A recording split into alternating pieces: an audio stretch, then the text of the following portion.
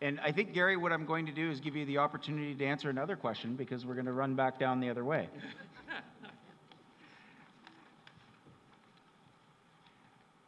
What have you done in the past few years to prepare yourself for being a councillor?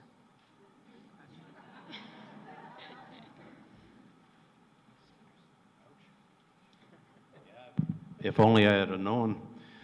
Well, as I said, I am on the I'm on the committee, the grants committee for the for the municipality. I'm also on the APC. I wasn't preparing to be on council. I don't think it goes back the last few years. I think it goes back a lifetime of being on Bowen and wanting to give back to Bowen and create and maintain the environment we have on Bowen. And there's going to be some severe challenges in the future. And I just hope that I can meet those challenges and pass along the wishes of the public. Thank you.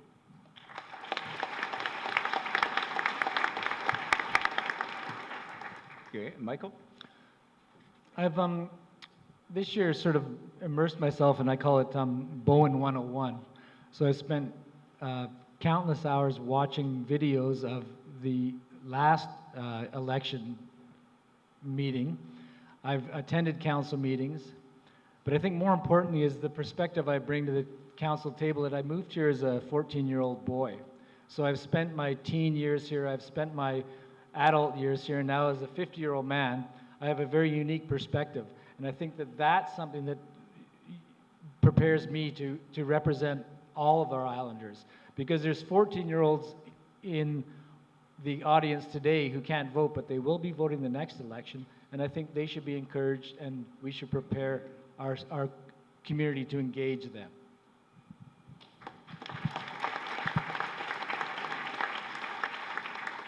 Thank you, Michael.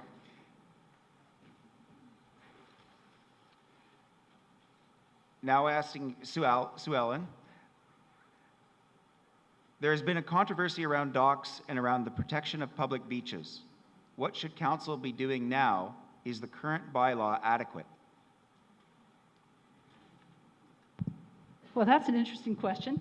No, I don't think the current bylaw is adequate because right now there are several other enormous docks being proposed for Bowen Island, some of them beside, Bowen Bay, for example, that includes a giant boat lift, which is not really clear what that impact on the beach users will be, and it's not addressed in the bylaw. My thought about the best thing to do would be first to do the protecting of the beaches, the second part of the bylaw that is still to be done, is protect our public beaches. And then I kind of think we might need to go back to the first bylaw and put more things in it, like addressing lights, storage, involving the neighbors in how it will fit. And there's other ways to do that than a simple bylaw that we've got now. In fact, I think the old way was better. Thank you, Sue Ellen. And Marcus.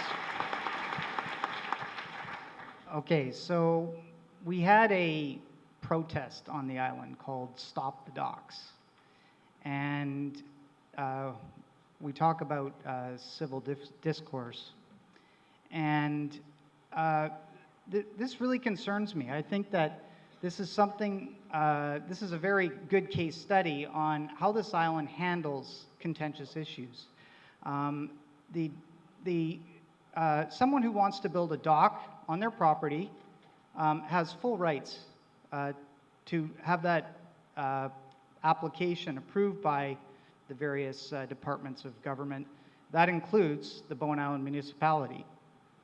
And what we have here is a bylaw that works. It needs to be revamped. We need to revisit that bylaw, make changes to it, of course. But I think we have a good system. We need access to the water, but at the same time, we don't need to have, like in Port Moody, they've got just a line of creosote piles running down, and the beach is dead. So we have to think intelligently about this. Thank you. Thank you, Marcus. Stacy, how do you plan to address large rural lot rezonings or development proposals during your term? Great question. I'm going to use Roger Curtis as an example. When we, it was our choice to say 10-acre lots on Roger Curtis, not theirs. And I think that the environment that led to that result still exists for large parcels on the island. Many of them are actually zoned to receive 10-acre lots. I think the community can generally agree that 10-acre lots on Roger Curtis was a bit of a tragedy, and ideally we don't do it again. That's going to require us to be proactive, not reactive. We've been a reactive community for a long time. We often enter battles long after we have any hope of changing the outcome. You know, at the end of the day, had we thought it through when we said 10-acre lots on Roger Curtis, we might have been able to ask ourselves to self-reflect, well, what is that going to actually look like, and are we happy with that? At the same time as we, you know, zone waterfront property in advance, we should be able to think, okay, if we've said we're okay with acreage on those waterfront properties, then we need to consider docks in advance and what our position is on docks. But, so no, I'm actually quite concerned about some large properties on the island that are eventually going to end up coming up for development. It'd be a tragedy to make the same mistakes again. So in my view, if we're looking at the big picture and we become better strategic thinkers and we become better negotiators, we'll stop falling into the same holes over and over and over again. Thank you, Stacey. And Tim? Just as an example, John Reid came forward to this council early in our term with the upper portion of King Edward Bay with a subdivision plan that was 10-acre lots, and he was told that this council was not interested in 10-acre lot subdivisions. In order to get things we need, in order to negotiate what we want with developers, we need to have rezonings.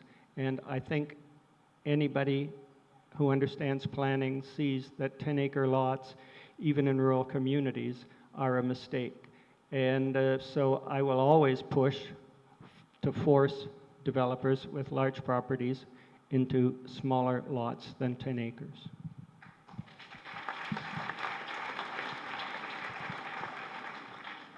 Thank you, Tim.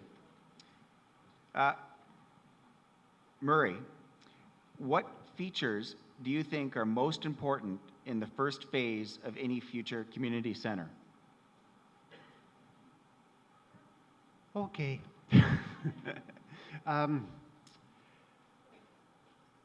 The reason I'm hesitating on this, there's a game changer in the works. So we've got the municipal hall, we pay a large rent on it. It would probably be less expensive if we built a building and paid off a mortgage. However, there's another alternative, and that's actually buying a building. And we've kind of made this assumption with the community center that there will have to be a municipal hall component, and then how much will that contribute to the community hall component. But if this game changer happens and we end up buying a new municipal hall, it changes the whole thing. So that's why I hesitate. I can't give you the answer because the basic assumption is no longer necessarily correct. Assuming we don't buy a building for the municipal hall, then it definitely would be the first piece of a community center because it is the most economically viable part. And the way that we make it all make sense is by selling some surplus land. Right? Just and a few we seconds. start at non-core land and start selling it one small piece at a time and work it through from there. Thank you, Murray. Yvette? Can you say the question part again? Certainly. What features do you think are most important in the first phase of any future community center? I think we need a plan with very specific details so that we as the public and council can consider those specifics and go to the public with them. So I don't know what those would be, but I think we need a structure to put in a good supportive process so that back and forth can happen and people can understand what they're saying yes and what they're saying no to. Thank you.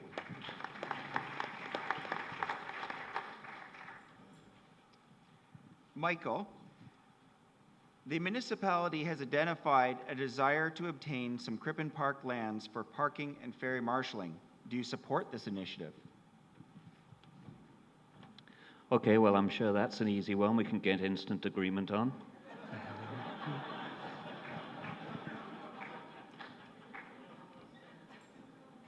In our cove, our front door, where I'm told the welcome mat needs a good shake and a clean, I think there's two issues. Firstly, there's a parking issue. Now, the only address to the parking issue is by very small incremental improvements, and I am told, speaking to people over the last couple of weeks, that we could make some incremental increases and improvements to car parking. As for ferry marshalling, I'm not sure how long we've been talking about ferry marshalling, but I'm 66, so I guess it started when I was a boy. So I, frankly, am more fussed about cleaning up the cove, getting our parking improved to the very best of our ability, and then working our way slowly through ferry marshalling. It sure isn't perfect, but it does work, and I think we've got other priorities and bashing our heads on that right now. Thank you, Michael. And Melanie. The municipality has identified a desire to obtain some of Crippen Park lands for parking and ferry marshalling. Do you support this initiative? I think we need to kind of step back on this one a bit, and I think there are discussions now going on about undertaking an integrated transportation plan, and I think that's where I'd like to start. There was a plan done in 1999, and I'd like to see us working with Trans, like they think they have a planner there who could come over and help us, also with our new community planner, and I'd like to have an overall look at what's going on with our transportation. If we had maybe better bus service coming into the cove that service different parts of the island, would that take some of our pressure off some of the parking issues? We have been talking about a 2-lane loading idea for the cove. We've run into some issues with a temporary use permit on that, but that would see us using the main throughway through the cove and would not need then a separate access through the Crippen land. So I would like to take a step back on this and have an overall view. We've got new initiatives like Car2Go happening on the other side, and just take a real overview before going ahead and using Crippen Land Park on this one. Thank you. Thank you, Melanie. Allison, closed-door meetings are permitted under specific circumstances regarding land, labor, and law. Do you think that these have been used excessively in discussing Lot 2 community lands? I think you just answered my question. A closed-door meeting is advertised and noticed, and when you're talking about land, it is one of those situations that is allowed for a closed meeting. And thinking about it, if you were wanting to, do you want to tell the person who might be making a proposal as to how much they might pay you for that land, how much you're willing to accept, and how much you think it might cost up front, so they come in and know rather than an open bidding process? Thank you, Allison.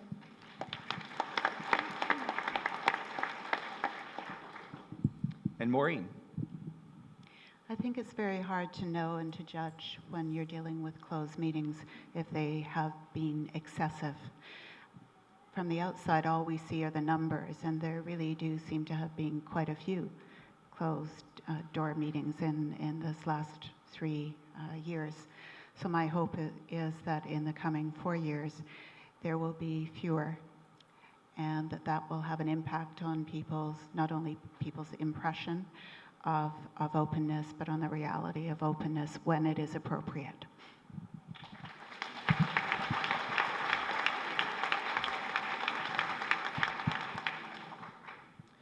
Thank you, Maureen. Peter. What are you going to do to advance community facilities to support essential services and the broader health of our community? Well, it's a big question. What am I going to do? Well, taking the last thing first, talking about health. We do need a medical center. We do need after-hours care for medical care. And I think, I mean, there's a committee now, there's a society now working on this, and I think they've got some good ideas. And I'd certainly support exploring a way that we can bring, coordinate medical services, group them in one place, if that makes sense, and also to bring to the island medical personnel who can be there for longer hours during the day and into the evenings. Sorry, can you just read the first part of the question again? What are you going to do to advance community facilities to support essential services? To support? Just a few seconds. Well, there are many community facilities. I mean, I think we've spoken about the community center. I think the other thing is we're talking about seniors care. There's a big need to help Snug Cove House get going. They've been waiting for 20 years to do this, and it's time we connected them to the water and sewer so that they can go on with the project of creating seniors care. Okay, thank you, Peter. George, do you want the question again? Yes, please. What are you going to do to advance community facilities to support essential services and the broader health of our community?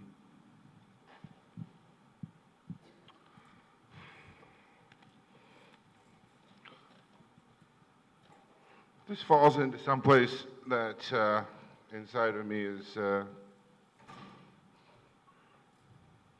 guess, in the realm of passion. And we need a service on this island.